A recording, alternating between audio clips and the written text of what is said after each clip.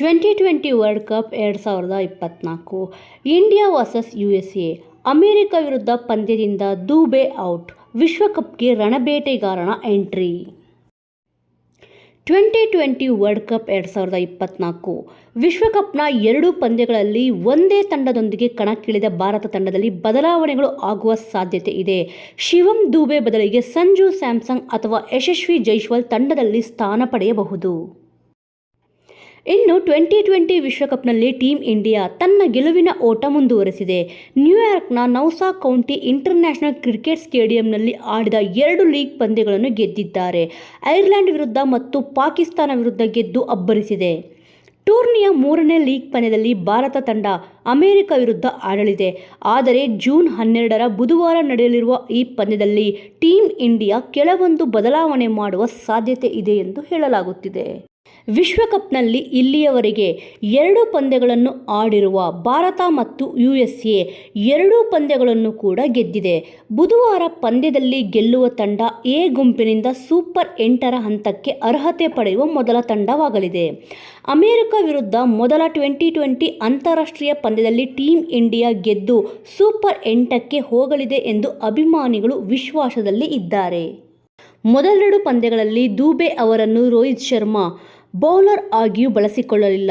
ಆದರೆ ಮುಂದಿನ ಪಂದ್ಯದಲ್ಲಿ ಭಾರತ ಅವರ ಸ್ಥಾನವನ್ನು ಸ್ಪೆಷಲಿಸ್ಟ್ ಬ್ಯಾಟ್ಸ್ಮನ್ಗಳಿಗೆ ಸೇರಿಸಬಹುದು.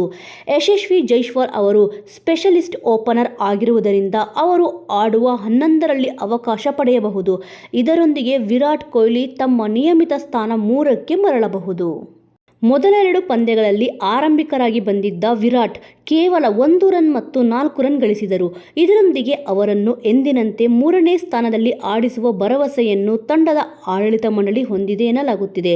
ಈ ಲೆಕ್ಕಾಚಾರ ಪ್ರಕಾರ ಜೈಸ್ವಾಲ್ ರೋಹಿತ್ ಜೊತೆಗೆ ಅಮೆರಿಕ ವಿರುದ್ಧ ಓಪನರ್ ಆಗಿ ಆಡಿಸಬಹುದು. ಆಕ್ರಮಣಕಾರಿ ಆಟವಾಡುವ ಜೈಸ್ವಾಲ್ ಪವರ್ ಪ್ಲೇನಲ್ಲಿಯೇ ಎದುರಾಳಿಗಳ ಮೇಲೆ ಮೇಲ್ಗೈ ಸಾಧಿಸಬಲ್ಲರು. ಆಲ್ರೌಂಡರ್ಗಳಾದ ಹಾರ್ದಿಕ್ ಪಾಂಡ್ಯ ಮತ್ತು ಅಕ್ಷರ್ ಪಟೇಲ್ ಜೊತೆಗೆ ವೇಗಿಗಳಾದ ಜಸ್ಪ್ರೀತ್ ಬುಮ್ರಾ, ಹರ್ಷದೀಪ್ ಸಿಂಗ್ ಮತ್ತು ಮೊಹಮ್ಮದ್ ಸಿರಾಜ್ ಟೂರ್ನಿಯಲ್ಲಿ ಉತ್ತಮ ಪ್ರದರ್ಶನ ನೀಡುತ್ತಿದ್ದಾರೆ. ಆದರೆ ರವೀಂದ್ರ ಜಡೇಜಾ ಅವರ ಮಟ್ಟಕ್ಕೆ ತಕ್ಕಂತೆ ಆಡುತ್ತಿಲ್ಲ.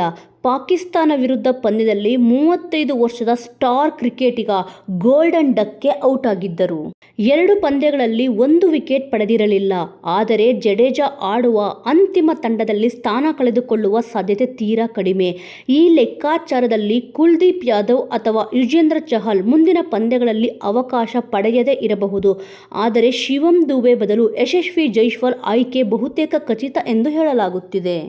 ವೀಕ್ಷಕರೇ, ನಿಮ್ಮ ಅನಿಸಿಕೆಯ ಪ್ರಕಾರ ಯಾವ ಆಟಗಾರರನ್ನು ಹೊರಗೆ ಉಳಿಸಿದರೆ ಒಳ್ಳೆಯದು ಎಂದು ತಪ್ಪದೆ ಕಮೆಂಟ್ ಮೂಲಕ ತಿಳಿಸಿ. ಹಾಗೂ ಇಂದು ನಡೆಯುವ ಪಂದ್ಯದಲ್ಲಿ ಯಾವ ತಂಡ ಗೆಲ್ಲಬಹುದೆಂದು ತಪ್ಪದೆ ಕಮೆಂಟ್ ಮೂಲಕ ತಿಳಿಸಿ.